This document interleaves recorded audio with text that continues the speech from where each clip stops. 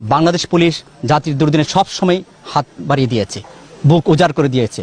করোনাকালে আমরা প্রমাণ করেছি, আমরা অজস্র রক্ত দিয়েছি, অজস্র মানুষকে সুস্থ করে দিয়েছি, প্লাজমা দিয়েছি।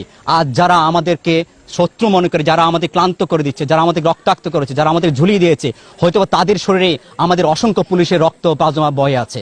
আমরা সব ভুলে যেতে চাই। আমরা নতুন বাংলাদেশকে নতুনভাবে গড়ে তুলতে চাই। মাননীয় আইজিপি স্যারের নির্দেশে, আমাদের পুলিশ সুপারের মধ্যে নির্দেশে আমরা লক্ষ্মীপুরে বন্যার্ত নিপীড়িত মানুষদের পাশে দাঁড়িয়েছি। আমরা আমাদের ক্ষুদ্র প্রচেষ্টা দিয়ে, বেতনের একটু অংশ দিয়ে আমরা ওদের পাশে দাঁড়িয়ে, জনগণের পাশে দাঁড়িয়ে আমাদের সাহায্যটুকু, আমাদের সহায়তা উজাড় করে দিতে চাই, এবং সেটা আমরা করছি।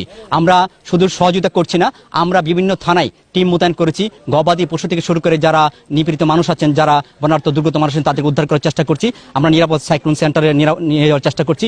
এবং এখানে আজকে পানি বিশুদ্ধকরণ ট্যাবলেট সহ ওটস স্যালাইন, পানি, বিশুদ্ধ পানি এবং শুকনো খাবার আমরা দিয়ে আজকে সাধারণ মানুষের পাশে আমরা দাঁড়াতে চাই। এবং বাংলাদেশ পুলিশ অতীতে যেরকম করে সাধারণ মানুষের পাশে দাঁড়িয়েছে, আজও আমরা তাদের পাশে দাঁড়াতে চাই, এবং আমরা সাধারণ মানুষের বন্ধু হিসেবে সাধারণ মানুষের কাছে থাকতে চাই।